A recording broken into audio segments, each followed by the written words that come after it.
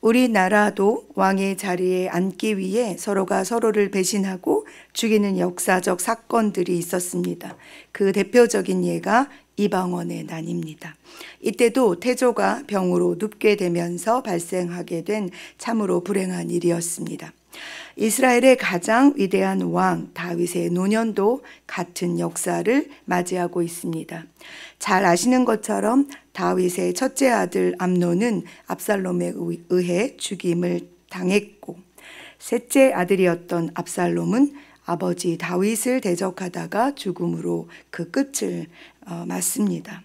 갈멜 사람 나발의 아내였던 아비가일에게서 낳은 둘째 아들의 이름은 다니엘인데, 이 사람에 대한 이야기는 성경에 특별히 기록하고 있지는 않습니다. 그러니 자연스럽게 네 번째 아들 아도니아는 자기가 스스로 자신을 높여 왕이 되겠다고 선언합니다. 여기에 수르야의 아들 요압과 제사장 아비아달이 모의하여 그를 따르고 있습니다.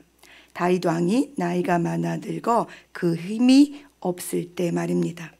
역대상 22장에서는 성전 건축을 준비하는 다윗이 그의 아들 솔로몬을 불러 이스라엘 하나님 여호와를 위하여 성전 건축하기를 부탁하는 장면이 나옵니다. 뿐만 아니라 여호와께서 그에게 지혜와 총명을 주셔서 이스라엘을 잘 다스리게 하시기를 간구하며 솔로몬이 여호와의 율법을 지키게 해 주시기를 축복해 주는 부분입니다. 성전 건축이 다윗에게 왜 중요한가 하면 사무엘하 7장에서 하나님께서 다윗의 대를 이어 왕이 되는 바로 그 아들이 이 성전을 지을 것이라고 약속해 주셨기 때문입니다. 그래서 아주 자연스럽게 다윗이 솔로몬을 이스라엘의 다음 왕으로 지목하고 있는 것입니다. 그렇기에 다윗의 사람들 사독 여호야다의 아들 브나야와 선지자 나단, 시므이와 레이와 다윗의 용사들은 아도니아를 따르지 않았고, 아도니아도 이 부분을 인지하고 있었던지 10절에서 솔로몬과 다윗의 사람들은 자신의 잔치에 초대하지 않습니다. 이 긴박한 상황 가운데 선지자 나단이 움직입니다. 밧세바에게 다윗이 예전에 그녀에게 했던 하나님 여호와를 가리켜 맹세한 것, 즉 그녀의 아들 솔로몬이 반드시 다윗을 이어 왕이 되어 그 왕 위에 앉을 거라고 했던 약속을 떠올리게 합니다. 다윗은 즉시 제사장 사독과 선지자 나단에게 솔로몬에게 기름을 부어 이스라엘의 왕으로 삼게 하고, 나팔을 불어 솔로몬이 이스라엘과 유다의 왕이 되었음을, 그가 다윗의 왕위를 물려받았음을 온 나라에 알리도록 합니다. 온 백성이 피리를 불며 솔로몬 왕의 만세수를 외치고 크게 즐거워하는 소리를 아도니아와 함께한 사람들이 듣고 두려움에 떨며 각기 흩어집니다. 아도니아도 솔로몬이 두려워 제단 뿔을 붙잡습니다. 스스로 왕이 되고자 자신을 높였던 사람인데 말이죠. 제단의 뿔이란 번제단의 네 모퉁이 위에 있는 네 뿔을 의미합니다. 이는 이스라엘 백성들이 부지 중에 자기가 알지 못하고 범죄하여 허물이 있을 때 그 뿔을 붙잡고 제사장에게 희생 제물을 드리면 용서를 받을 수 있는 하나님의 법이 있었습니다. 아마 그것을 오늘 아도니아가 솔로몬 앞에서 행하고 있는 것입니다. 그러나 고의적으로 계획된 범죄일 경우에는 제단 뿔을 잡아도 용서받지 못합니다. 그래서 솔로몬이 오늘 본문 52절에서 그가 선한 사람이면 그의 머리털 하나도 땅에 떨어지지 아니할 것이지만 그에게 악한 것이 보이면 죽이라고 말한 것입니다. 후에 그는 죽음으로 최후를 맞이합니다.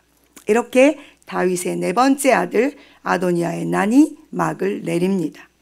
그의 왕자의 난이 실패로 끝날 수밖에 없었던 이유는 무엇이었을까요? 그것은 그가 스스로 자신을 높였다는 데 있습니다. 다윗은 그에게 한 번도 왜 그렇게 했는가 하는 말로 그를 섭섭하게 한 적이 없다고 성경은 기록하고 있습니다. 그렇다고 해서 그가 왕의 자리에 앉을 수 있었던 것은 아닙니다. 모든 주권은 전능하신 하나님에게 속한 것입니다.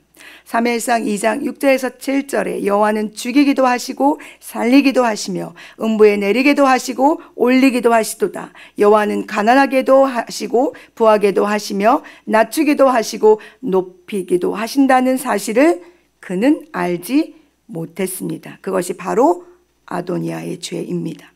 하나님의 주권을 인정하는 사람은 하나님의 말씀에 귀를 기울이고 그 말씀에 순종합니다. 마치 오늘 노새하여 모든 기력이 새한 다윗처럼 말입니다.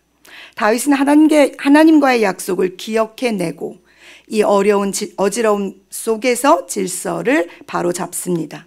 그리고 자신의 아들 솔로몬에게 마지막 믿음의 유산을 남기고 이스라엘의 위대한 왕 다윗이 죽습니다. 그가 늙어 기력이 쇠하였으나 그 안에서 절대 잊지 않고 있었던 것은 바로 하나님의 명령을 지키고 그 길로 행하는 것이 왕이 가야 할 길이라는 것입니다. 다윗의 삶과 죽음 앞에서 우리에게 주시는 하나님의 지혜입니다. 사랑하는 여러분, 우리는 주님의 말씀, 그 명령을 지키며 그 길 위를 살아내야 하는 사람들입니다. 우리의 소견에 옳은 대로 사는 삶은 하나님을 향한 불순종으로 말미암아 반드시 멸망하게 됩니다. 그러니 우리 스스로 우리를 높이는 죄를 범하지 맙시다. 우리 오늘 하나님께서 각자에게 주신 삶의 자리에서 각자에게 주신 믿음의 분량에 맞게 자족하며 살아가는 한 날이 되시기를 간절히 소망합니다. 자족하는 마음이 있으면 경건은 큰 이익이 된다는 사도 바울이 전하는 하늘의 비밀을 품고 살아내는 각자의 오늘이 되시기를 간절히 소망합니다. 기도하시겠습니다.